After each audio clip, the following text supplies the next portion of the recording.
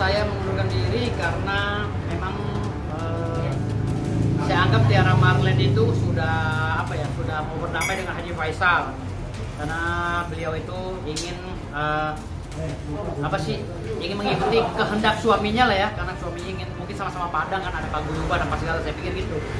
Jadi saya anggap status hukumnya Tiara Marlen sudah kondusif lah, ada yang berdamai dengan Pak Haji Faisal untuk yang kesekian kalinya kan. Lantas beberapa saat saya umumkan pengunduran diri saya share ke beliau dan ke media sosial, lalu beliau juga mengamini, ya nggak apa-apa bang, terima kasih banyak, baik gitu loh. Nah, keesokan harinya tahu-tahu dia teriak-teriak sama saya, bang, ini gimana saya jadi tersangka, jadinya begini loh. Waduh, kami kan bingung jadinya gitu, kami udah sepakat bahwa kami harus mundur kan gitu, karena memang beberapa kali kami emang udah niat ini untuk penyelesaian Tiara Marlen, kalau sudah jalan damai, ya udah kita udah nggak ada ini lagi gitu. Karena kalau saya datang ke sana ya mendampingi Tiara Marlen, takutnya miskomunikasi dengan si pengacaranya gitu. Makanya di situ saya dengan tim lawyer yang lain gitu, di law firm biasa, saya tuh ngerembuk, gimana nih? Kata mereka ya udah bang, damai aja gitu, biar aja kita mengundurkan diri karena mereka udah mau berdamai gitu.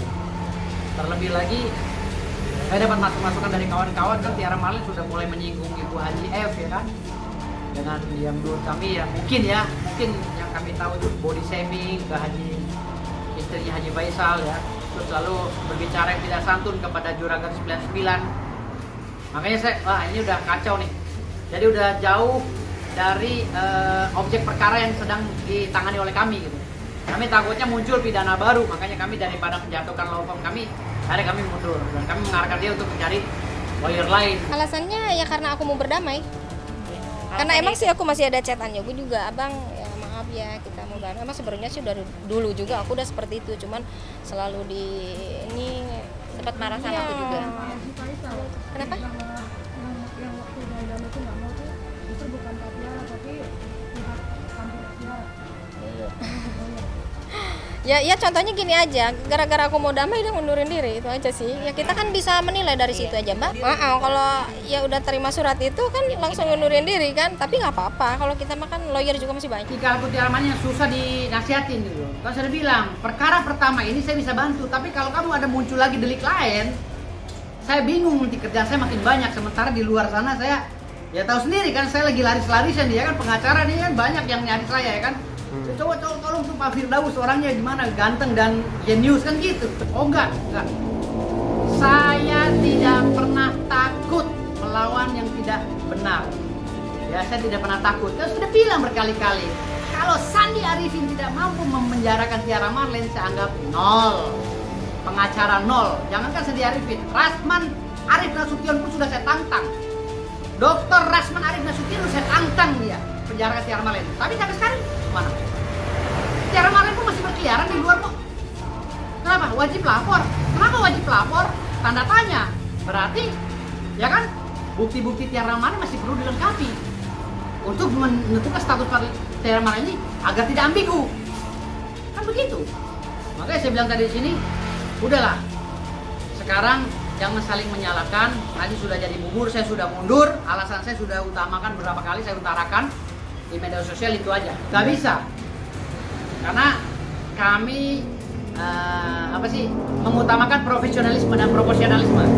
Jadi kami kalau sudah membuang ludah tidak bisa ditarik lagi. Gitu. Tapi masukan-masukan itu bisa dipelajari oleh pengacara yang baru untuk dijadikan bahan apabila ini prosesnya akan naik dan mereka melakukan pra-peradilan. Itu aja. Dan kalau pra-peradilannya menang Tiara Marlen ya itu mereka harus ganti rugi dan pemulihan namanya Tiara Marlen harus dilakukan. Gitu loh. Ganti rugi sesuai dengan tuntutan, sesuai dengan kuhap. Kalau saya sih sangat menunggu itu ya, kita yang diinginkan pasti yang positif ya gitu. Karena dari 3 bulan lalu sebenarnya aku udah menyarankan untuk damai. 3 bulan lalu ya Teh ya, aku menyarankan untuk yuk kita ke rumahnya, kita damai dan lain-lain. Tapi belum ada titik temu dan kebetulan juga kemarin yang mendampingi Teh Tiaranya juga tidak mau damai. Jadi aku sebagai manajemen jadi bingung ya, karena aku bukan bukan pendamping kan. Nah, yang mendampingi kemarin itu nggak mau damai sampai mengundurkan diri dia. Ya udah begini kan akhirnya udah terlanjur jadinya. Coba kalau dari 3 bulan lalu ada dianya mendamaikan, ya kan, mungkin nggak akan terjadi seperti ini. Oh, kalau saya kan udah beberapa kali Tiara Marlin minta damai sama Haji Faisal. Saya bilang tergantung kamu. Kalau kamu damai sama Haji Faisal, saya nggak ikut. Alasan nggak ikut itu karena saya takut nanti miskomunikasi dengan adanya muka saya. Atau sendiri muka saya kan muka ngeselin kan gitu loh. Takutnya Haji Faisal kesel ngeliat saya, tadinya udah oke sama Tiara Marlin, ngeliat muka saya keselan, kan saya mukanya muka tampolan gitu. Jadi saya akhirnya udah nggak usah kamu aja. Tapi besok-besok dia berubah lagi gitu kan. Akhirnya terakhir itu dia ketika mau damai dengan Haji Faisal, ya dengan sistem mediasi yang ada di polisi ya, restoratif justice atau apa, dia bilang saya mau damai takut menyinggung perasaan Dodi, gitu kan? Gimana bang kalau caranya menyinggung perasaan Pak Haji Dodi? Ya terserah kamu. Kalau kamu mau damai, kami mundur, kami down ya kan, cooling down. Tapi kalau kamu mau maju, kami gas, gitu loh. Kami gas, kami hantam itu yang namanya si Sandi Arifin, ya kan? Kan gitu saya bilang. Hei Sandi Arifin, kalau kamu nggak bisa penjarain klien saya, kamu nol. Kan gitu saya bilang. Bukti sampai sekarang kan nggak ditahan-tahan juga Tiara Marlin. Gitu. Kenapa? Karena dari awal saya bilang ini cacat formil, yang dipaksakan. Gitu loh. Untuk jaksa juga yang menerima limpahan dari kepolisian, tolong diperhatikan baik-baik ini. Karena saya sudah beberapa kali menyatakan keberatan. Ini laporan cacat formil dan diduga melanggar pasal 63 KUHP. Sesuatu pidana yang khusus tidak boleh digabung dengan pidana yang umum. Maka harus diutamakan dan didahulukan pidana yang khususnya. Kan gitu pasal 63 KUHP.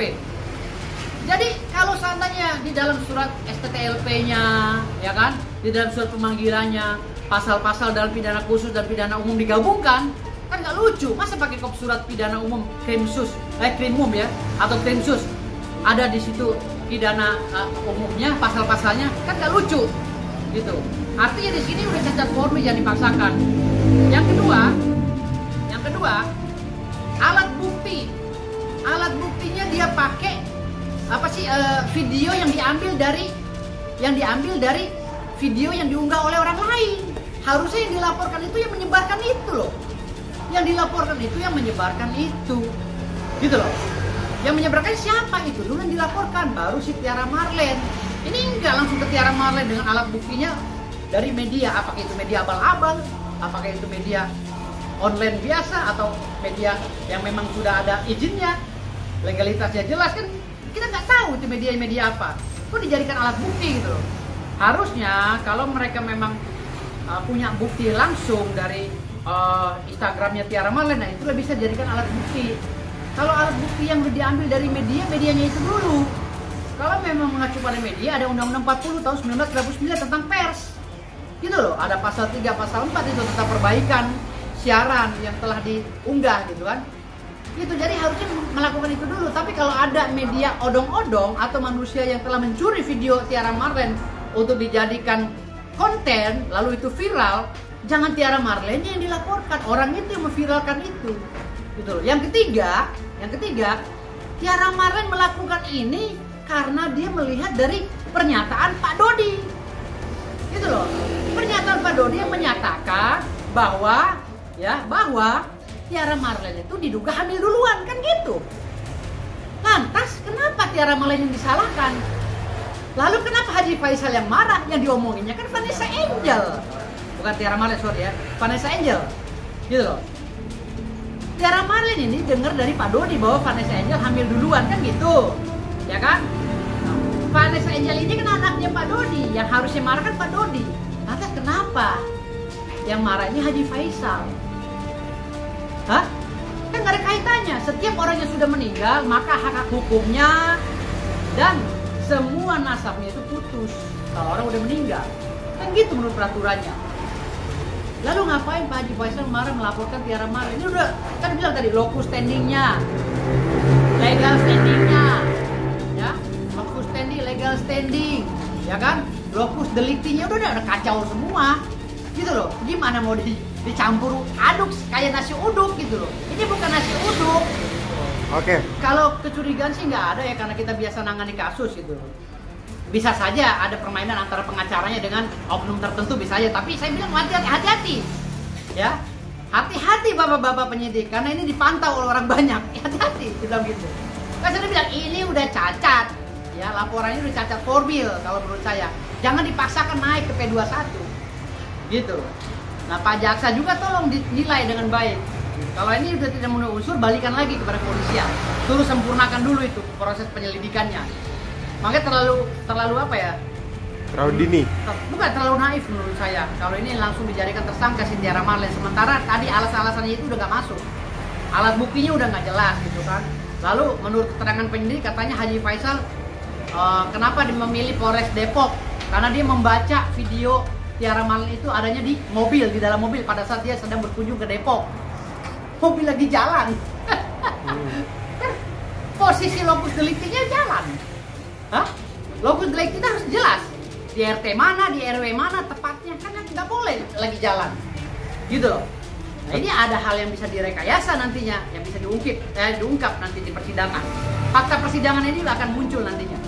Makanya saya bilang tadi sini ini terlalu berani orang menaikkan status Tiara Marlen jadi tersangka, terlalu berani gitu. Ya. Tetapi ini juga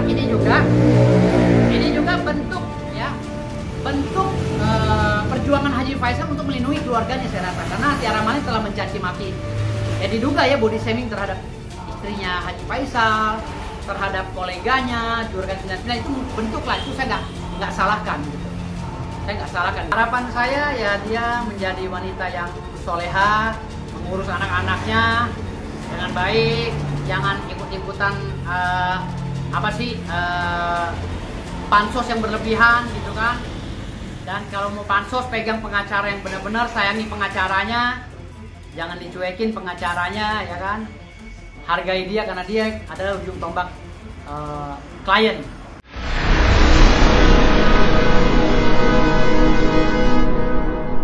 Jadi jangan lupa untuk subscribe Cumi Cumi. Ditekan ya tombol lonceng merahnya.